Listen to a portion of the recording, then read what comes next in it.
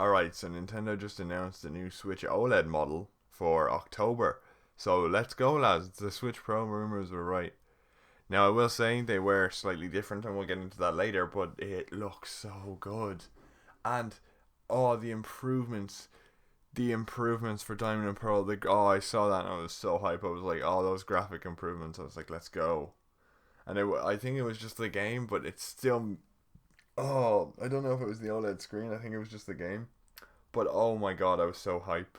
I was like, let's fucking go. I'm getting this Switch for when the new games come out, when the remakes come out. Because I'm primarily playing handheld, right? I'm a big handheld guy. I don't really play on TV. Sometimes I do, like if I'm trying to read writing. Well, not. No, that's Wii U. Sorry. I'm playing Xenoblade X right now, and the writing's real fucking small. But on the Switch, like, I play on TV if I'm like at the end of a game, like the final cutscene or at the start of the game for the big moments or whatever. But I usually play in handheld mode. It's just easier for me. I enjoy it more. So the improvements they did with the OLED screen, I know it's not going to affect like TV much, but it really works for me as someone who likes to play on handheld mode, and it's real hype. The real small changes, like the bigger screen, is going to be amazing. I'm really looking forward to that. Bigger screen and better lighting, so that's I'm willing to pay the extra bit. No, but the kickstand looks cool too, as I was saying, because it's gonna be real handy. Because I don't play on the kickstand too much, but the odd time you're like maybe your eyes are sore, so you want it, and you're just playing a light game, and you don't like Stardew Valley, for example. But the kickstand is shit, and it keeps falling off, so you can't put it away from your face. Sometimes that's handy because I usually play and there's a glass table in front of me, or this desk, for example, if I'm playing like Tetris 99. Although try to play Tetris 99 with hand-on Joy-Cons. That is very tough if it's not connected to a grip or to a Switch, but it's still fun. But the new stand's going to be really cool for that, and the bigger screen is going to help with all the different visual problems. Like the light and the lighting too. The lighting's going to be great. There was they did say sound improvements. I don't know how much though, because sometimes the sound would be grand, but other times it would be a bit dodgy. So I'm hoping the improvements are very substantial, at least like to the point where the audio stays consistent. You know what I mean? I'll probably still plug in headphones most of the time, and I mean it's gonna be awesome to hear like the Diamond and Pearl remixes. You having the enhanced audio, I'm really looking forward to that.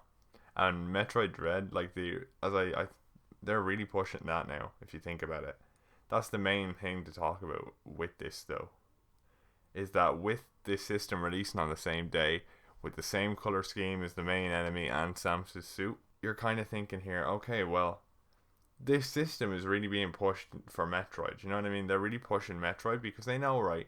Metroid hasn't done very well in recent years, and I'm not saying it's a bad series or anything. I'm just saying based on primarily sales numbers.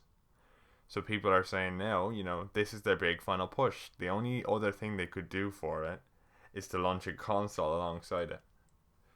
So if it doesn't succeed with a console releasing on the same day to incentivize people to buy it, I don't know what would save the franchise right now. So this is a big push for the series, and I think it's gonna work because you saw like the collector's edition sell out, you saw the base edition sell out. I probably won't even be able to get one. So I think this does work, and with the extra system, people who come in to buy a system on the day it comes out and see Metroid Dread being advertised as well, they might pick it up to see the capabilities. And it did look cool. That was the first game they showed off on the screen in the trailer, which proves my point even more about them trying to push this. And it looks real good on the updated screen, I'm not gonna lie, just from the looks of the trailer. The trailer itself looks really cool, real slick. Did I mention the Ethernet cable already? I don't know if I did, but we'll keep going. The back looks real slick and all, like they had the nice like little black mark at the end, like the very end. And it's all whiter than that, and I don't know why that looks so cool to me. I have no idea. But the whole design is just so slick and cool, and it's like a refinement more than an upgrade, you know what I mean? And it's really, really cool, and I think I'm willing to pay for it. I wish that like data transfer was a lot easier. I wish I could just like do it by signing into my account rather than having to have the two switches because I mean, I'll still have it because it'd be good to have a spare, but it would have been easier. Hashtag Google.com, give me my answers. I'm gonna have to Google this.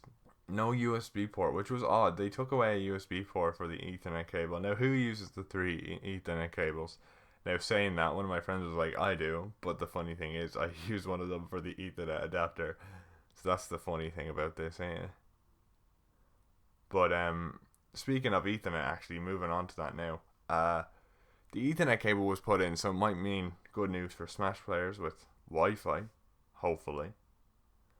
And people love how shit the Wi-Fi is in Smash. I was playing with my mates, and it was literally like stop motion, right? Like I play Bowser, right, and I go for the hit, and it's like, oh damn, like stop motion, frame by frame, individually slashing down. Oh, it was so funny. Obviously, he didn't like it. He like is very competitive, but I was dying laughing. Or when you turn frame, it was so bad. It would go frame by frame, and I have an Ethernet port. We both had Ethernet ports at the time, and it was so funny. But hopefully this sorts it out for most people. Praying to God here, but it was hilarious. Oh, it was so funny. I was full on dying. I was like, oh, that's too funny. So hopefully they don't kill off the stop motion Smash Bros. Yeah, yeah, Sakurai. But no, this just looks fantastic. I love it. Obviously, people are sad about the 4K, but honestly, have you seen the prices of 4K TVs? No one's affording that unless you're like, I don't know how it is in America, but like over here, they're like a grand still, a grand plus, if not more.